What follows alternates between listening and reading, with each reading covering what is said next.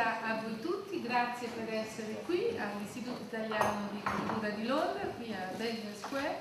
Io vi vedo molto numerosi, è tutta una giornata che abbiamo dedicato alle Marche. Come ho detto, credo che ci saranno molti di voi che dalle Marche vengono e che le Marche conoscono molto approfonditamente, ma per chi le Marche non le conosce, è veramente un posto di sogno, un luogo di cultura, di piacere, di natura, veramente un posto baciato dagli dei, quindi non mancate di visitarle. È stata tutta una giornata dedicata alle Marche, io sono molto grata a tutti voi che le Marche ci avete portato qui a Londra. Sono grata anche qui alla dottoressa Stefania Pignatelli che questa sera, a cui lascio questo microfono per presentare, mi fa molto piacere che questa sera vedo anche una vecchia conoscenza, che è il professor Papetti, che sono sicura vi affascinerà con le sue storie marchigiane. Allora, benvenuti, un saluto a tutti voi, grazie e buon ascolto.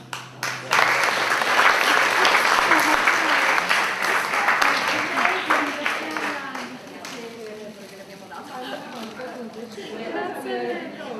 Questo è un pensiero dalla provincia di Bari, che portano fortuna. Benissimo, ne abbiamo bisogno. Sì, grazie a lei, buona serata, grazie. Hello, good evening. Thank you so much for being here. I see a few familiar faces and many new ones. So I'm Stefania, and I represent one of the project partners in this European project, which is called Adri Historical Lands. There are partners from all the Italian side of the eastern coast, so from the northern tip, which is Friuli, Venezia Giulia, down to the province of Bari, which is in the south. So 7 regions in total. We have been working for 2 years with our eastern partners, which are Slovenia, Montenegro, Albania, and Croatia, to create itineraries in this wonderful area, which is the Adriatic Sea. The main aim that we have for this project was to give a rebirth to the Adriatic Renaissance. So study again the ancient naval and sea routes that connected the north of Italy, like Venice, to the eastern countries or to the southern tip of Italy. Why is this important? We think that through the knowing of historical monuments, which are usually considered minor, there is, in any case, a lot of culture to be discovered, and culture 360 degrees. So you can enjoy these locations for the food and wine that they bring you, for the beauties of the arts that they show you in hidden churches on the hilltops, or in wonderful restaurants on the coast. Travel today is a total experience. And I think that today no one more than Toby White can, tell us more about this. And why are we here tonight? Why did we think it was important to organize this evening in London at the Italian Cultural Institute with Professor Papetti and Toby White? Because these two people, who are fantastic, represent the historic side of the Adriatic. Professor Papetti is the maximum expert in Italy in history of art and in ancient painting. He is the director of the Civic Museums in Ascoli Piceno, and he also teaches museology in the University of Camerino. And Toby, instead, he represents also the future and the present. He is the managing editor of the Abiturian. Did I say that right? Yeah. The Abiturian. That is a high-end online magazine for food, arts, culture, and travel. we thought that putting together Toby and Stefano would be a very interesting challenge, and we would have a very interesting conversation because Toby has been on a trip with us for this project across the Adriatic. So he was flown into Pescara in Abruzzo. We took him up in the natural parts of this wonderful region to see churches and frescoes and fortress towns. And we made him cross the border with the southern Marche. And there we visited Ascoli, the fortress towns, lovely restaurants, and he had a lot of fun drinking and going to the beach. And after this, you make it sound like a mission. yes, it is. And after this, very quickly, so I won't bore anyone with all of this, we took them with Rupert, who's sitting on the first row. Rupert Parker, who writes also for the National Geographic, was part of this wonderful tour, on a big ship across to Split.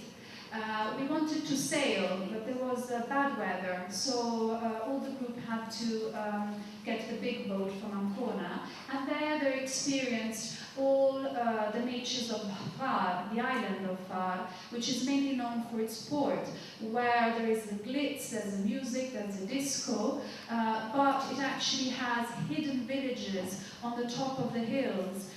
It has small theatres that are being restored.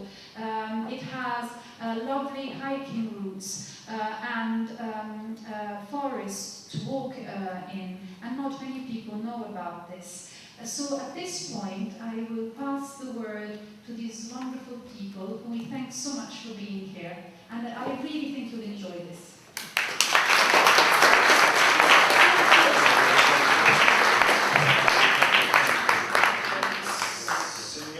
Signori illustri ospiti, buonasera e benvenuto.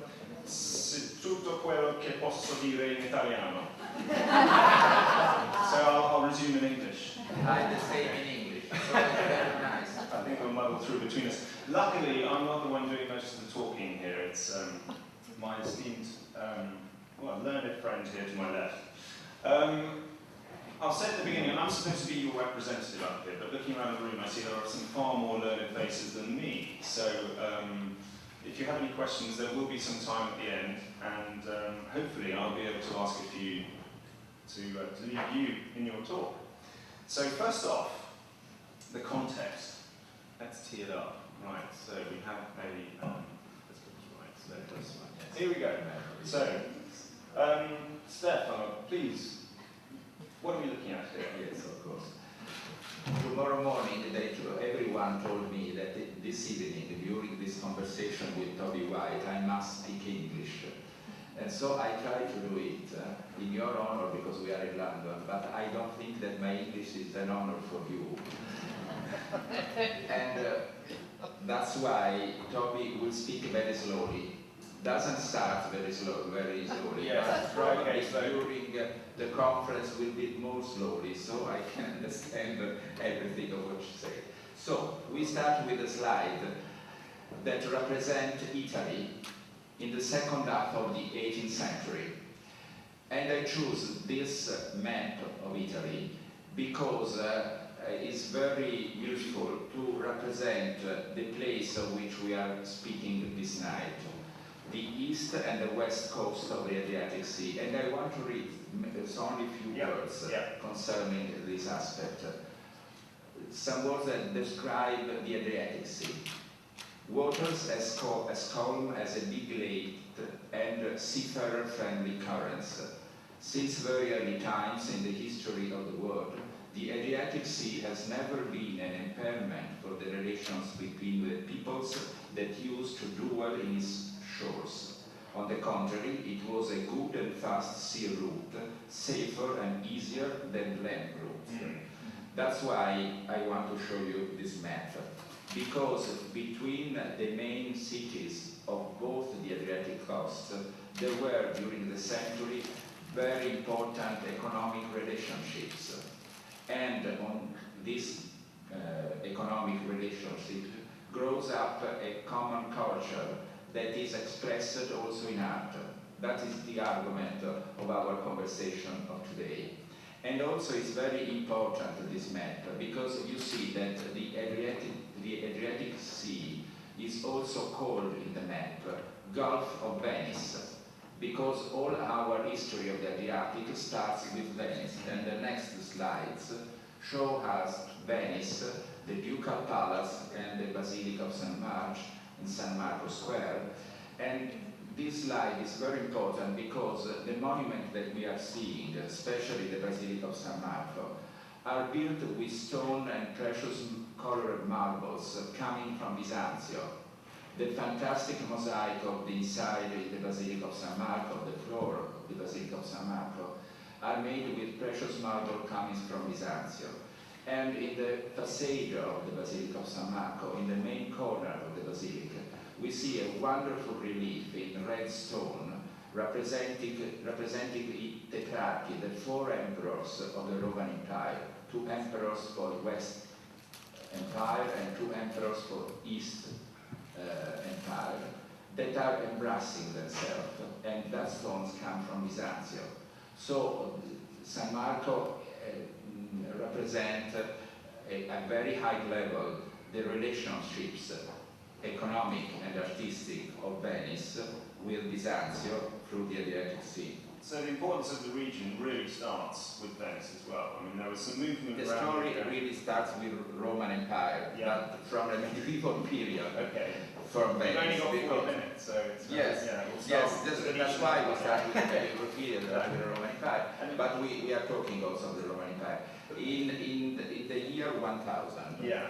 the Doge of Venezia was Pietro Orseo, a very famous family of Venezia, was called in Latin Dux Venetiarum, Duke of Venice, and Dux Dalmaticarum. Dalmatia is the region that, now you don't see, yes, is the region that on the east coast. Yeah. And the Doge of Venezia was also the sovereign of that region. So everything started in the medieval period with Venice. And the ease of the Venetian Empire to expand was because it was easy to traverse the Adriatic. Yes, The seas of were course, calm. As you of read at course. the beginning, the seas Of were calm, course. and it was easier to travel around there than it was across the Apennines and the mountains, for example. In Venice they produce wonderful galleys that are able to go on every kind of sea, of Yeah. course not calm sea. Well, But they and it wasn't prefer calm when calm we sea, went either, actually. of course, and they across the Adriatic Sea very often during the story of Venice. The Yeah. story of Venice is a sea story. Mm. And so we are looking also some other port of the Adriatic West Coast. Indeed. Yes. Speaking of its naval This is- supremacy. This is the port of Ancona, that is a very important commercial town during the medieval period. And we see the port of Ancona that was built in 3 different moments. The ancient port was built during the Roman Empire. The Emperor Traiano, with the architect Apollodoro di Damasco, that is the same architect who built in Rome the Market of Traiano, built the first port in Ancona. Then, in the second half of the 18th century, another big architect of the Neoclassicism, that is Luigi Vanvitelli, is the same architect who built for the King of Naples the Royal Palace of Caserta, built a new port, and now there is a modern port where steel ferries across the Adriatic for tourism now. And this is the 3rd important port of the Adriatic West Coast. West Coast is the port of Bari, and there were good relationship, artistic and economical, between Venice, that is quite far away, and Bari and the other town of the Puglia region.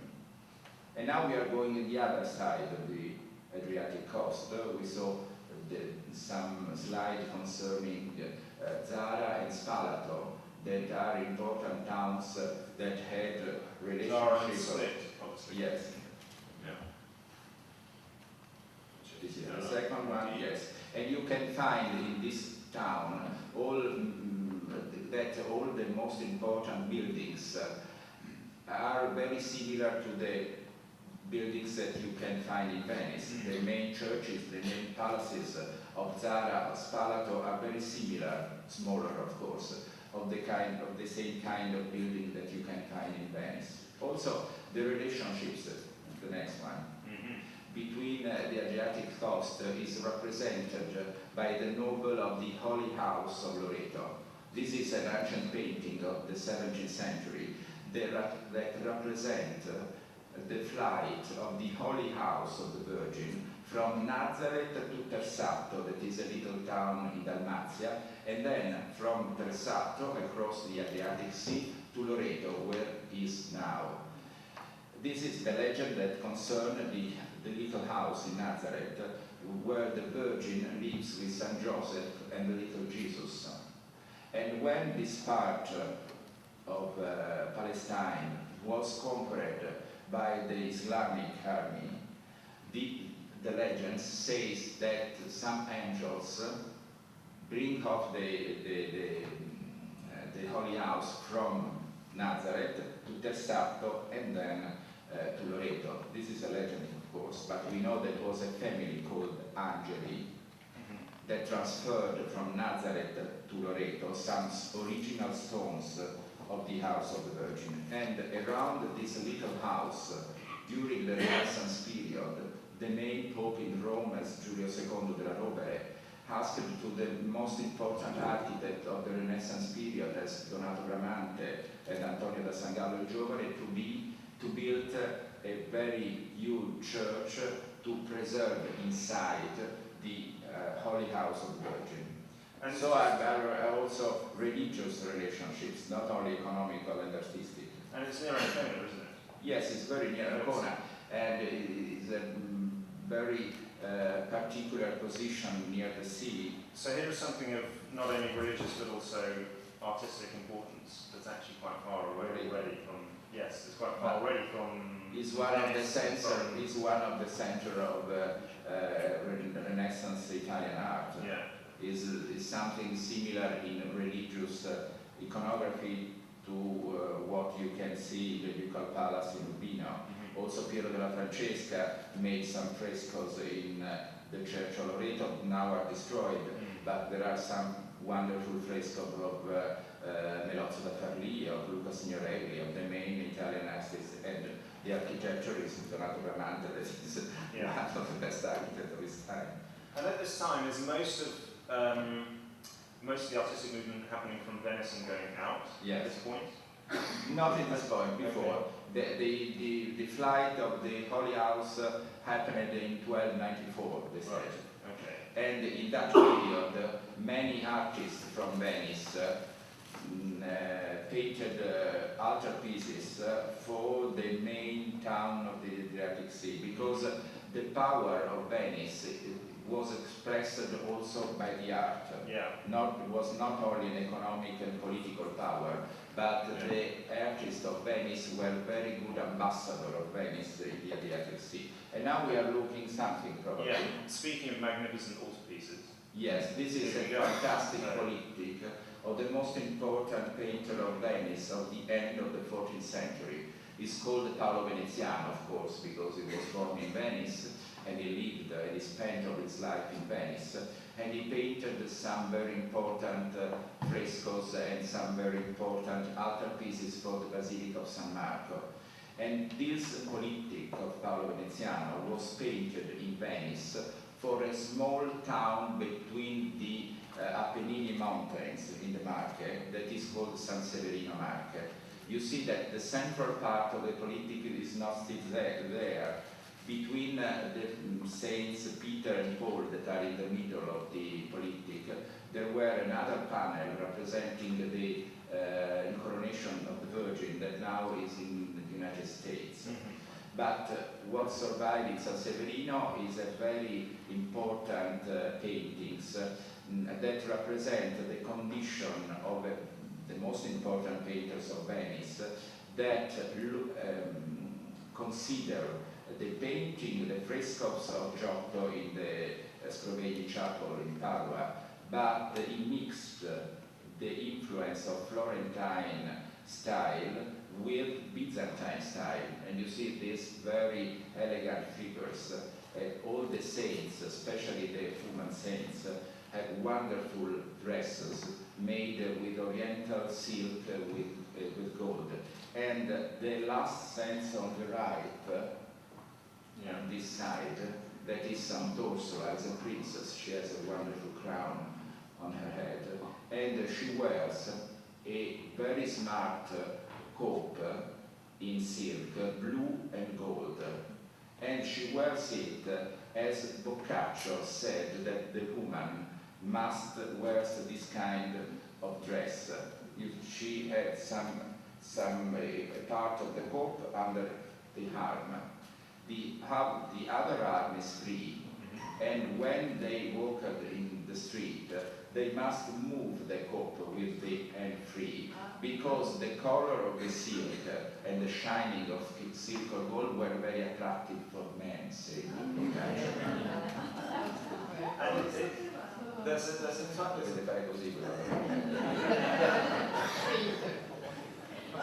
Vabbè, quelli vedono la stampa. They saw only the silk. Everything was still covered up. It was just the silk to show off. Yeah. And there's a particular style of painting used here as well, isn't there? Yes. Cecilia, is that right? Yes, there are some decoration in Castiglia that is Yeah. a very particular technique that they use, especially in Venice. So some things representative of the saints, like the sword of St. Paul, the crown of Sant'Orsola, and also the crown of St. Catherine that is on the other side, Yeah. with the same kind of cope, are made in relief. And this is characteristic, very important for this painter and for other painters of Venice, because Venice was a very important town for jewelry and fashions, and Yeah. so they are very able to represent also the charm of Venice woman Yeah. in these paintings of that period. These are dressed contemporary to the painter. Yeah. It's like if we go now in a church and we see an altarpiece with St. Catherine with a tailleur of Versace or Armani. No, it's not really used. Indeed. And so from the Venetians moving out and the Corinthians moving out, we start to get an emergence of artists actually from the regions themselves. Yes. And in fact, this next slide is the artist is from the Marche. The next one is Gentile da Fabriano. Yes. Yeah. Gentile was born in Fabriano in the Marche. Fabriano in the medieval time was a very important town because it's the first town in the world to produce paper, and so they have a very rich economy. And Gentile was born in Fabriano, and he moved from Fabriano to Venice, and he painted some fresco in the Ducal Palace of Venice, frescoes now destroyed by a big fire in the 17th century. This is a painting that is in the Uffizi Gallery, is the Adoration of the Kings, and was painted for a very rich merchant of Florence, was called Palla Strozzi. The Strozzi family is still a very important family of Florence, and Strozzi Palace is one of the main architecture in Florence of the Renaissance period. And you can see that the kings that are adoring the childs has wonderful robes made in velvet that was produced in Venice. Venice was very famous during the Renaissance period because in Venice they produced the most important and the most nice velvet, 2 levels with gold inside, like you see in this robe. And in the background there are many servants of the king and many exotic animals that they used to have, like if they were kings of that period. Yeah. Not. Yes. And this is evidence as well. Yes, As you of say, the course. procession there is evidence too of an emerging style. Is that Yes, correct? yes. Gothic and Renaissance blend Yes. in a way. Is that right? Formerly, Gentile da Fabriano is the main exponent of the International Gothic style. That is the last period of the Gothic. But this painting was made in Florence in 1426, and 6 years before, Masaccio Gentile da Fabriano in Florence started to paint using perspective. And so Gentile da Fabriano, going in Florence, tried to use perspective, but his culture is more ancient. Right. Indeed. And then that this moves us nicely into a sort of a time when the Adriatic Renaissance starts to Yes. evolve. Is that right? Yes. And there is a key proponent here. Yes. This is a painting made in Padua by Francesco Sparcione. Francesco Squarcione, we know only few paintings of Francesco Squarcione. This one is in Berlin, in the Germanic Gallery. But Francesco Squarcione, from the documents, appears like a very important master for many pupils. He had 180 pupils during his life, and all the most important painters of the Venice context, like Andrea Mantegna, Carlo Crivelli, Cosmettura that worked in Ferrara, Giorgio Chiavone from Zara, and Giovanni Boccati from Camerino were pupils of this artist. And in Padua began a new course for the Renaissance art that now we call the Adriatic Renaissance. That is quite different from the Renaissance style in Rome or in Florence. What sort of time is this now? What year? Well, at the time of the painter. Yeah, these now. This emergence the beginning of the second half of the 15th century, around 40, 61, 62. This is the time of Squarcione. And the idea of this new consideration of the Renaissance style that we call the Adriatic Renaissance springs out for the studies of Federico Zeri, that is one of the main art historians in Italy, now dead, but he thought that from Padua, from Francesco Squarcione and his pupils, started a new kind of Renaissance art that interests all the Adriatic area. And the difference between these artists and the artists of the Renaissance of Florence or Rome is in first vision for the expressive, for the expression of the persona, of the Virgin in this case, and of the child. The child seems an old man with these big eyes, and he embraced the Virgin with a very strange movement. And this is the result of the influence on Squarcione, of the sculpture that the very important sculpture of Florence, Donatello, made some years before in Padua. Donatello went from Florence to Padua with Cosimo il Vecchio de' Medici.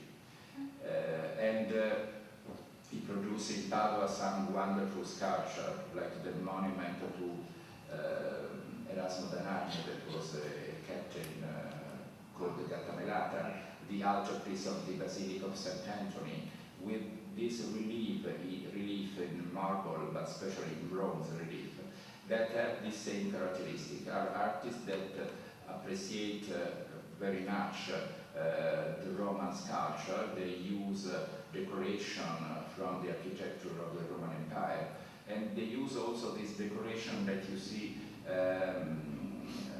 on the background with leaves and fruits that are characteristic of all these painters of the Adriatic area during the Renaissance period. And the next one that we are going to see is a work of a painter from Zara. So we're starting to get the other side of the Adriatic. Yes, as well. but it's the same culture, because he studied in Padua with Francesco Squarcione. This is called Giorgio Schiavone because appunto the Dalmatic area was called in Venice Schiavonia. And his name was Giorgio Chiulinievich, called in Venice Schiavone. And you see the strange expression of the Virgin, of the Child. You see the decoration with fruits and leaves, and also the symbolism of the fruit that is very important in this painting. Also the flowers, cherries, the flower and cherries. The flower is a garofano, I don't know the English name. Yes, and it is a symbol of the Virgin. And cherries are the symbol of the death of Jesus. All the red fruits represent the blood of Jesus.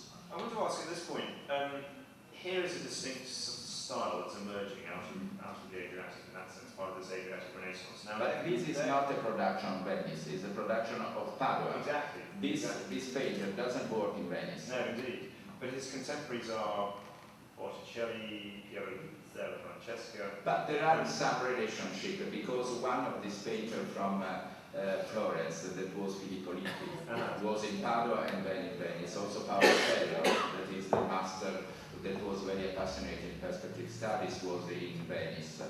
And so there are some relationships, but not so evident.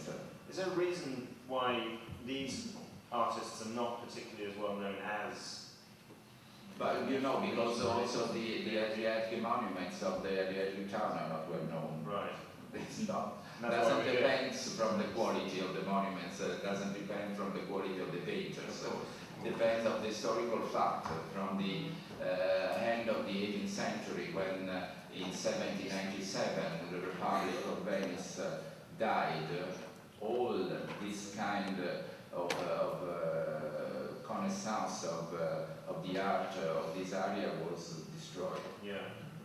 And that, I mean, we suddenly then see, or we then see perhaps the Adriatic Renaissance most famous artist, the most important artist. But it's a kind of Renaissance. It's not more important of Florence or Rome or Milan Renaissance, but it's a typical Renaissance of that zone, of that area. Yeah. And we are organizing a very important exhibition in Ancona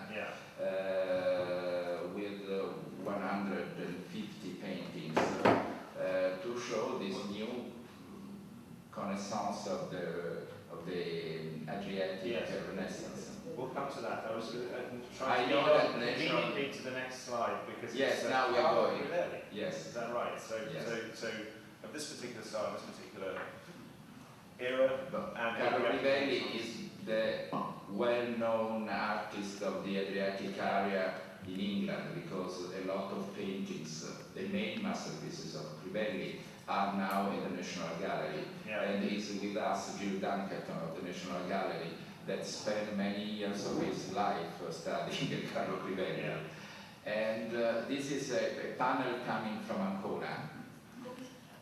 And he's, The personage that is represented in this painting is Beato Gabriele Ferretti. The Ferretti family is a very important family of the aristocracy of Ancona. And on the background of the panel, you can see the town of Ancona and the sea.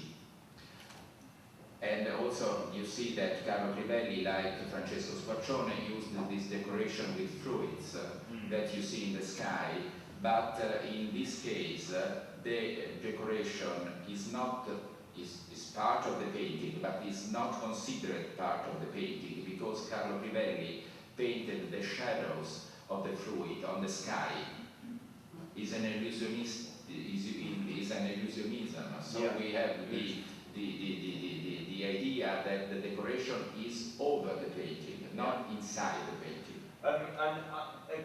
Crivelli, I was reading up on him. He obviously was from Padua.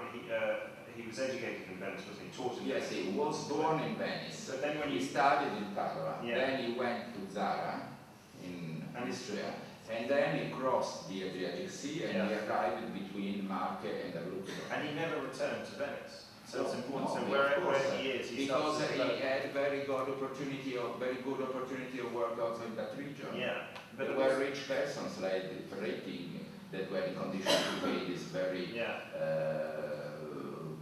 very real painting, this very expensive painting. And it also means, though, that because he's not returning, that there is a particular style that he starts to. Yes, of course, there were also in the Marche region and in the near region of Abruzzo a lot of local painters that are inspired by the style of Carlo Crivelli, so they contribute to the diffusion of this Adriatic Renaissance in painting of less quality than this, of Yeah. course. So this is a painter's story paintings. But I mean, all of these sort of lesser-known works, in many ways, in spite of him being seen in the National Gallery all over the world, it's All over the world, I mean, because you can see Crivelli paintings also in Honolulu, in the Crest Foundation. But nowhere Between better. palm trees and mountains, there is a wonderful Yeah. little panel of Carlo Crivelli. And nowhere better, though, to see them in their But it's original like- context. Yes, of course. So, So if you go to the National Gallery, you find wonderful masterpieces of Carlo Crivelli.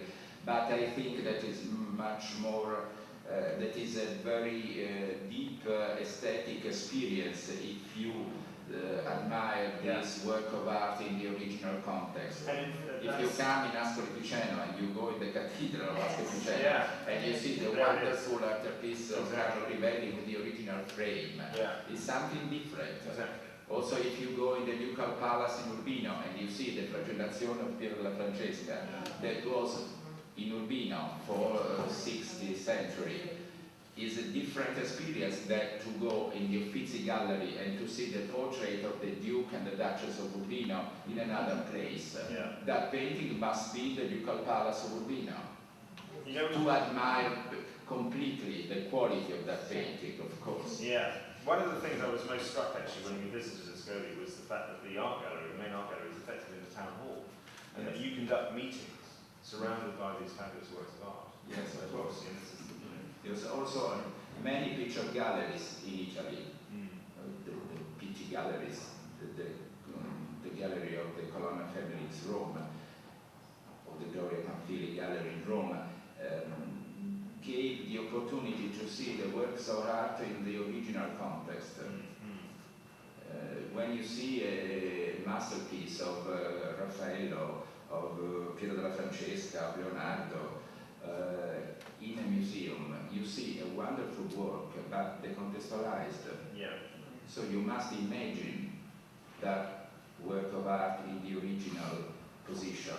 But if you arrived in some towns of the market, of Zara, of the Dalmatic coast, you can have the experience to see some works of art in the original context.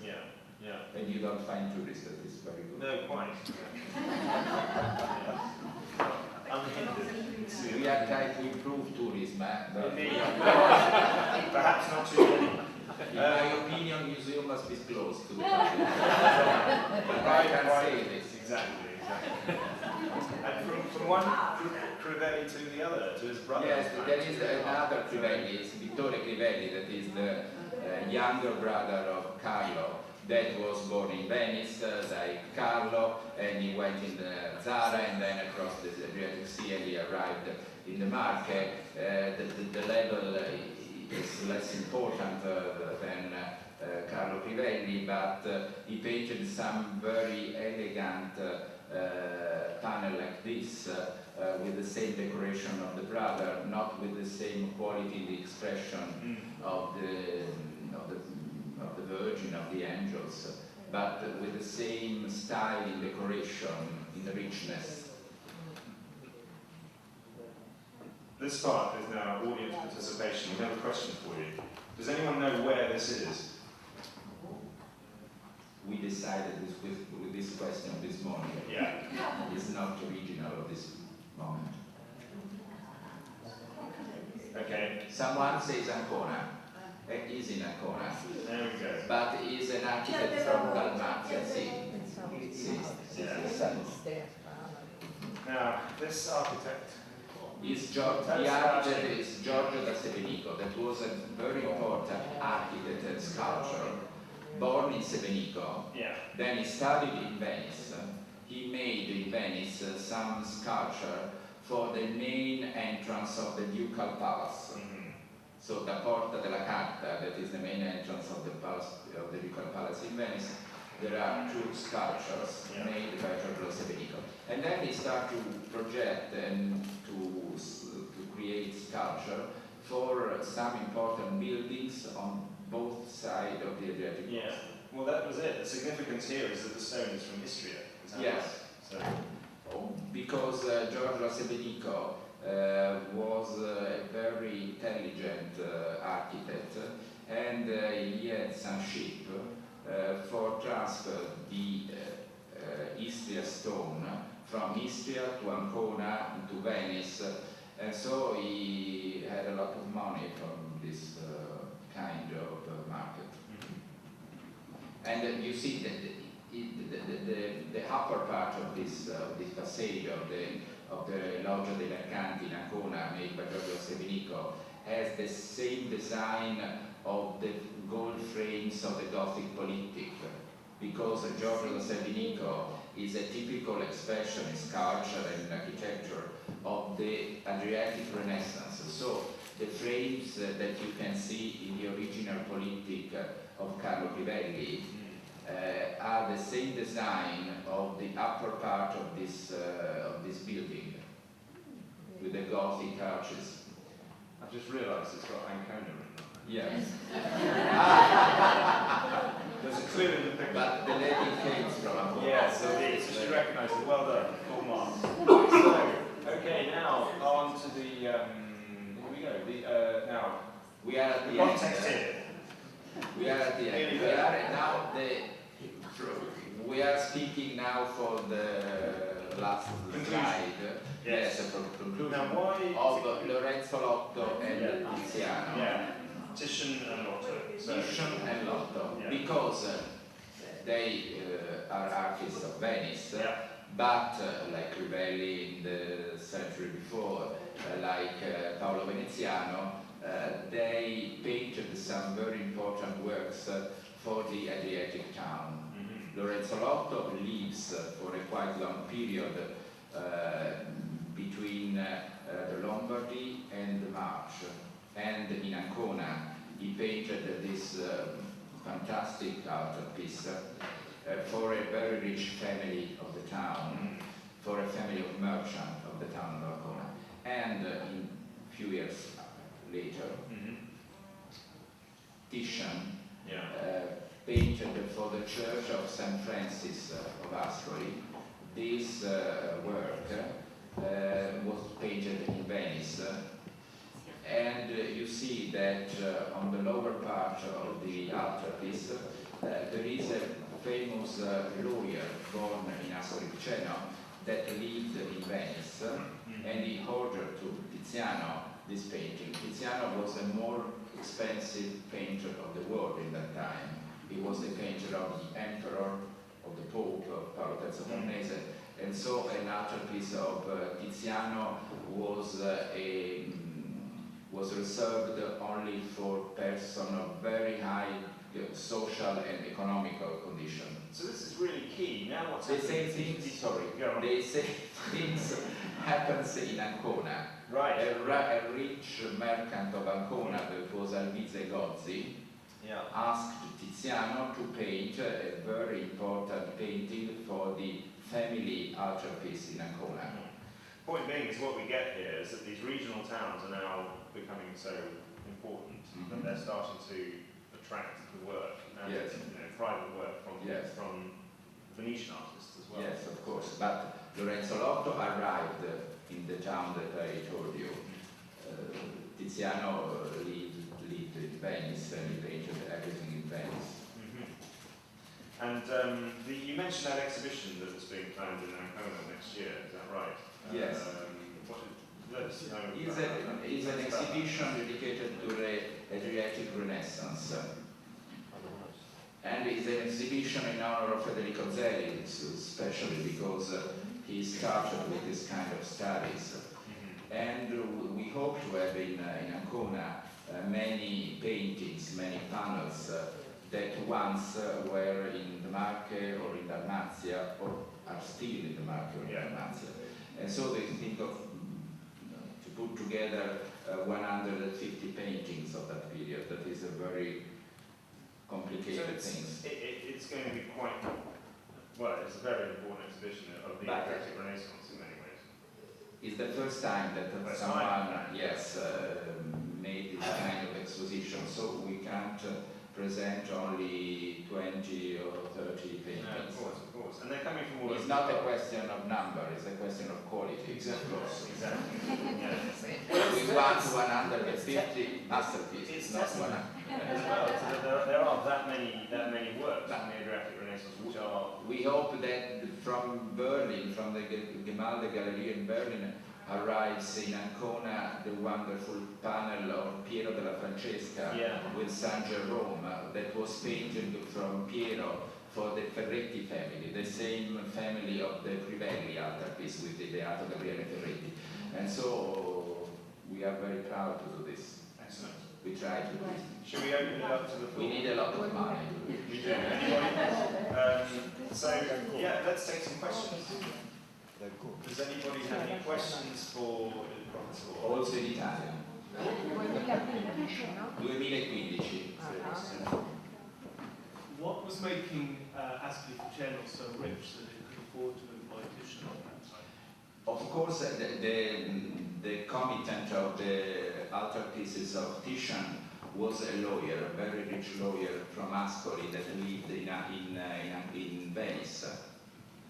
And on the stone steps, where Desiderio Guidoni, this is the name of the committant, stay, there are some books because he was a very important writer of political question, and he was very rich, like many lawyers.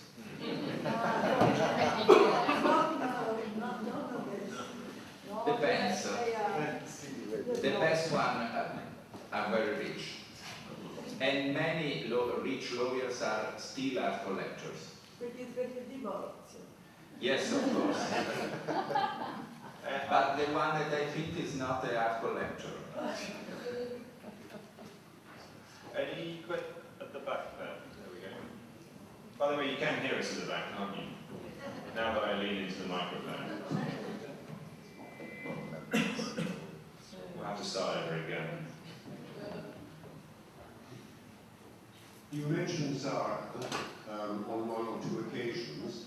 I wonder if you could say a bit more about the art and architecture of the eastern side of the Adriatic. I'm thinking, for example, of places like Dubrovnik or Ragusa. Yes, of How course. far it was derivative, how far it was original, how close the connections were with current thought in Italy.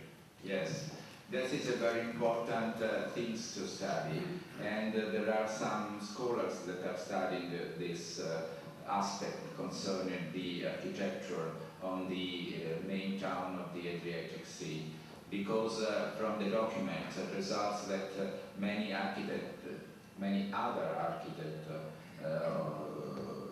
of Giorgio Sabinico work on both sides of the Adriatic Sea, and so someone not I have studied this aspect of the architecture.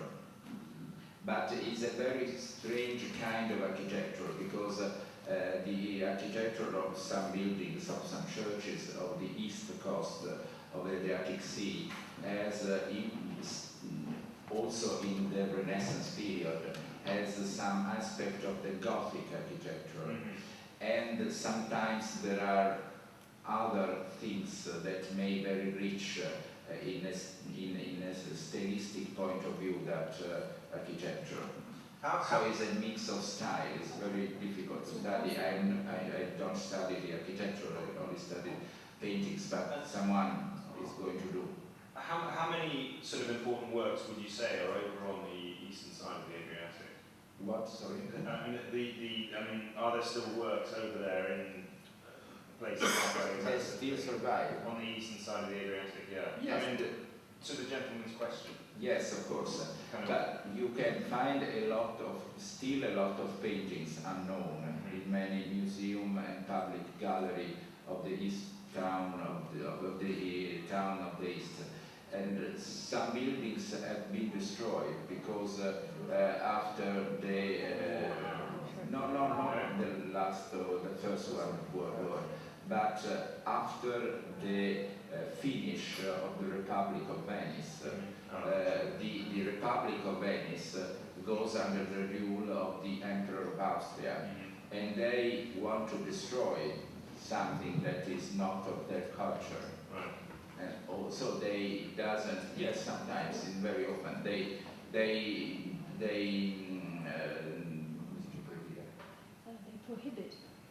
prohibit to use the Italian language that in Dalmatia they all use. That's why now they don't speak Italian also. There is a novel concerning the fishermen of the West Adriatic coast of the west town of the Adriatic coast, that everyone has a double family. One regular family in Italy and another family in the town of the east coast. Well, the tides are closer than we thought. Any other questions, ladies and gentlemen? Lady here. To do with your last answer, the way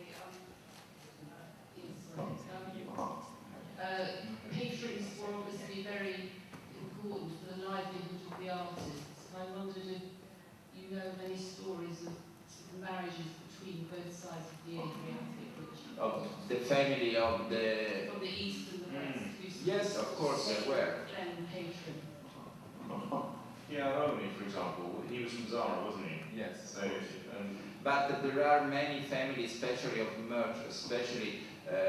merchant family, that have very good rapport with the town of both the coast of the east and of the west side.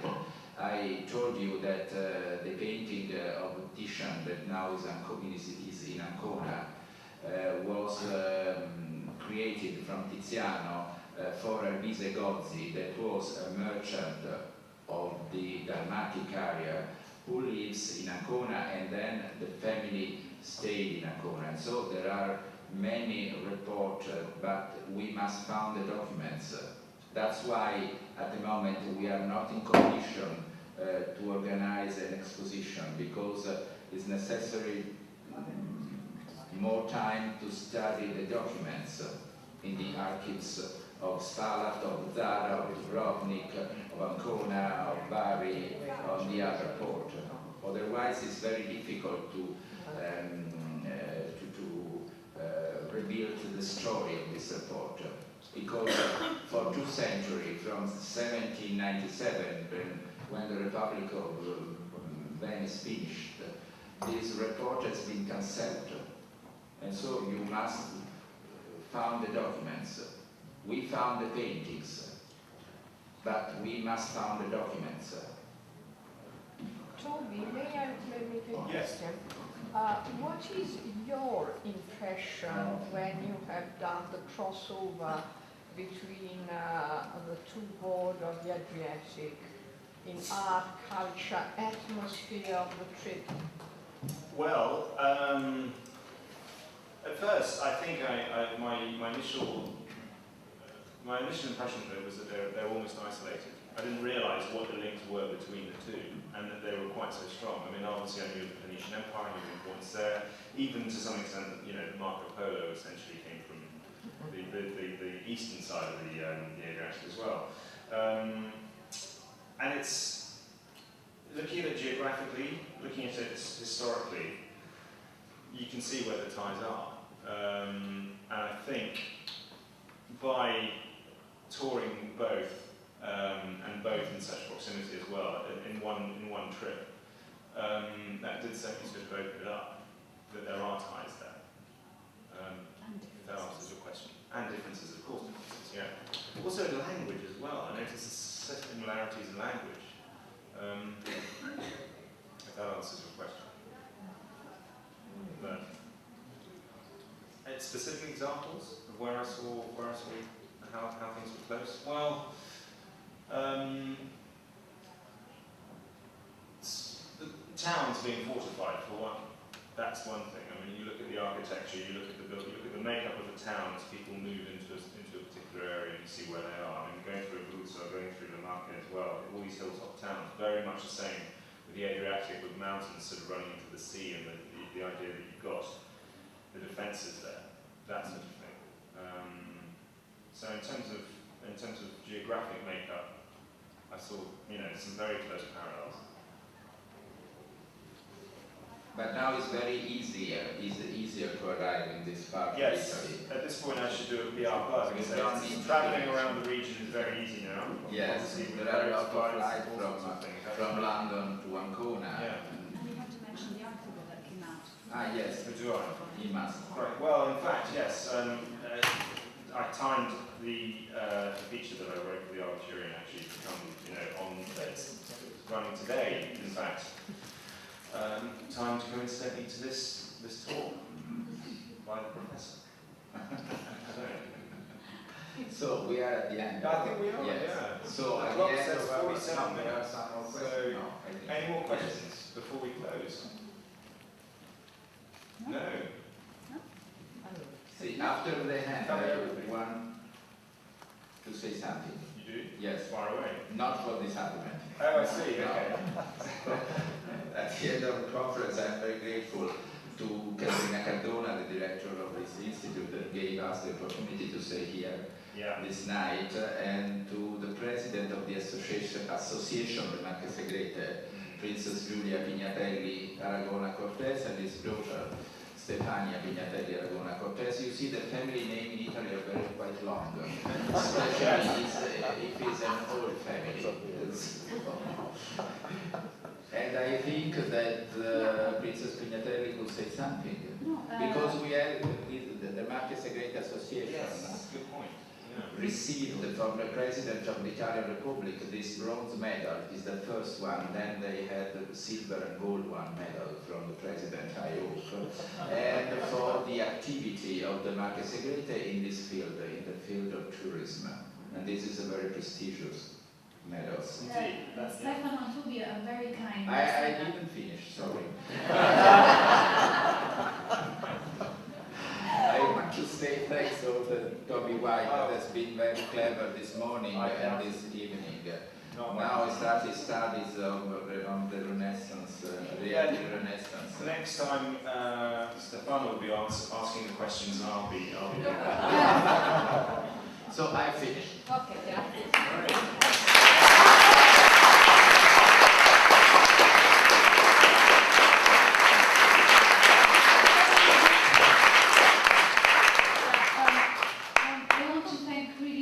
Stefano Tubi for giving me to go, and for you for coming, for being curious, because I think that it wasn't easy to condense a whole area of the Adriatic in half an hour and in just a few slides.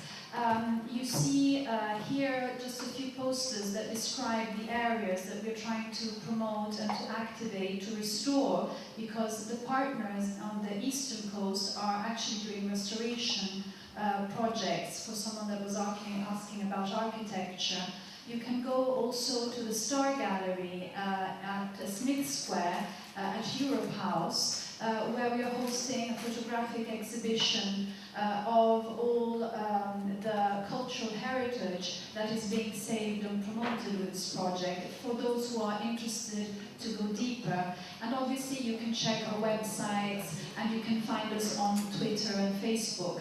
So for who is actually interested in the subject, there's always a way to find us online and in the social media. Now we are actually going upstairs, because kindly the Regione Marche is offering drinks and a lovely cocktail for us. So please do join us upstairs, and thank you so much for coming and all the effort you put into it.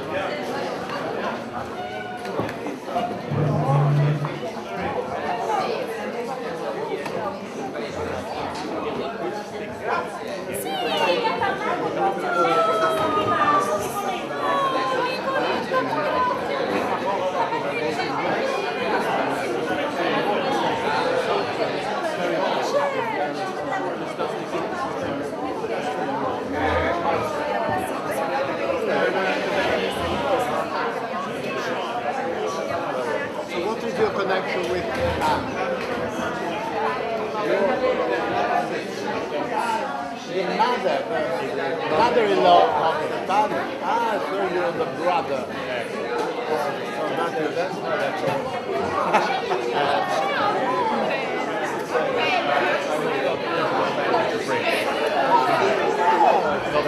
It's a very good connection.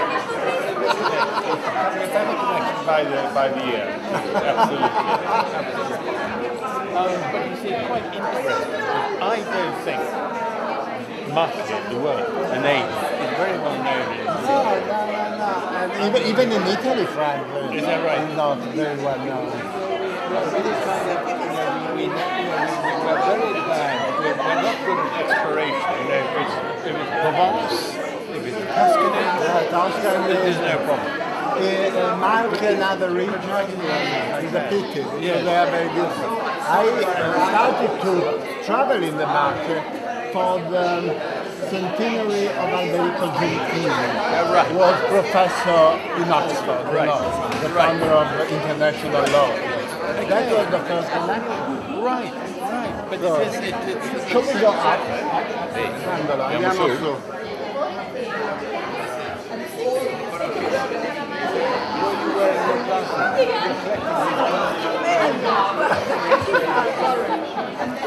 Tu sei andato per convento.